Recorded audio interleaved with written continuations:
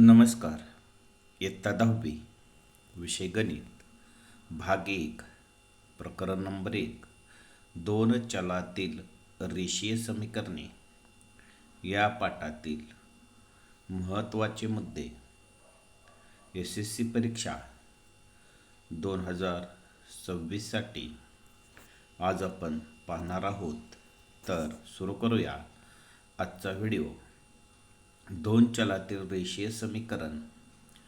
ज्या समीकरणामध्ये दोन चले वापरली जातात आणि चल असलेल्या प्रत्येक पदाची कोटी एक असते, अशा समीकरणाला दोन चलातील रेषीय समीकरण असे म्हणतात. ax अधिक by अधिक c बरोबर 0 हे दोन चलातील रेषीय समीकरणाचे सामान्य रूप आहे. येथे a, b, c या वास्तव संख्या असून a आणि b हे एकाच वेळी शून्य नसतात. एक सामायिक रेषीय समीकरणे. व्याख्या पाहूया. जेव्हा आपण दोन चलातील दोन रेषीय समीकरणांचा एकाच वेळी विचार करतो तेव्हा त्या समीकरणांना एक सामायिक समीकरणे असे म्हणतात. यामध्ये आपणास x व y चलातील उदाहरणे सोडवावी लागतात. या पद्धतीमध्ये सहगुणक नसणारी उदाहरणे, उदाहरणार्थ 4x अधिक y बरोबर 4, x वजा y बरोबर 2 या प्रकारची उदाहरणे असतील, किंवा एकच सहगुणक असणारे उदाहरणं म्हणजे एकाच चलाचा सहगुणक असणार आहे. उदाहरणार्थ 2x अधिक y बरोबर 10, 3x वजा y बरोबर 15. तिसरा प्रकार आहे दोन सहगुणक असणारे उदाहरणे. उदाहरणार्थ 2x अधिक 3y बरोबर 6, 4x अधिक 6y बरोबर 12. चौथा प्रकार आहे मिश्र प्रकारची उदाहरणे.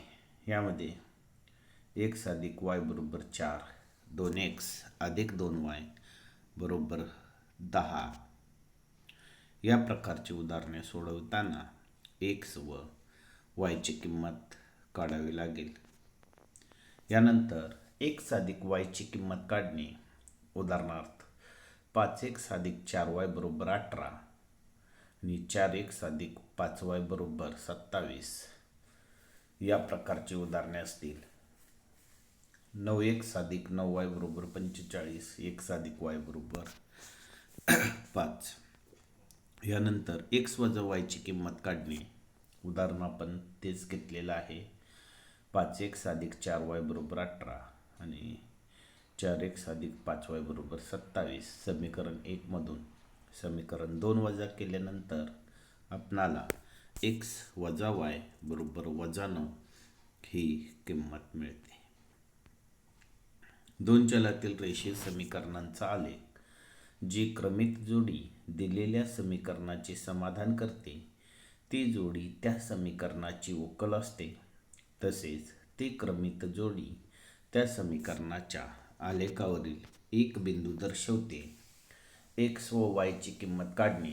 चलाच्या ज्या किमतीने दिलेल्या एक सामायिक समीकरणाचे समाधान होते त्या किमती म्हणजे त्या समीकरणाची उकल असते. निश्चयक. निश्चयकांना नाव देण्यासाठी सर्वसाधारणपणे अशी इंग्रजी कॅपिटल ABCD अक्षरे वापरतात. या निश्चयकाची कोटी कायम 2 असते. D बरोबर A गुणिले D वजा B गुणिले C अशा पद्धतीने निश्चयकाची किंमत काढता येते. क्रेमरची पद्धती वापरून एक सामायिक समीकरण सोडवणे. दिलेली समीकरणे सुरुवातीला आपल्याला ax अधिक by बरोबर c या स्वरूपात लिहा. d, dx व dy या निश्चयकाच्या किमती काढा. यानंतर एक्सची किंमत काढत असताना डी एक्स भागिले डी व वायची किंमत काढत असताना डी वाय भागिले डी यानुसार एक्स व वायच्या किमती आपल्याला काढता येतील. दोन चलातील काही समीकरणे दिलेली आहेत, ती रेषीय नाहीत, परंतु त्या समीकरणाचे रेषीय समीकरणात रूपांतर करता येईल का हे पाहूया. आपण दिलेल्या चलामध्ये योग्य तो बदल करून आपण नवीन चलाची निर्मिती करू शकतो. ही नवीन चले वापरून ते समीकरण रेषीय समीकरणाच्या स्वरूपात लिहिता येते. कोणत्याही अशा अपूर्णांकाचा छेद शून्य असू शकत नाही हे विसरू नका. m/n या प्रकारे ती उदाहरणे सोडवता येतात. उदाहरणार्थ 4/x अधिक 5/y बरोबर 7, 3/x अधिक 4/y बरोबर 5 या प्रकारे ते उदाहरण तयार करून आपणाला सोडवता येईल.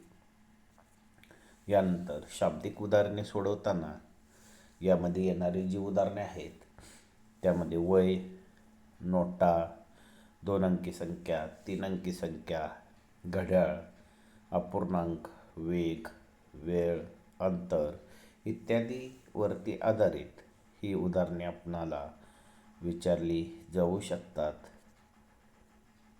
धन्यवाद.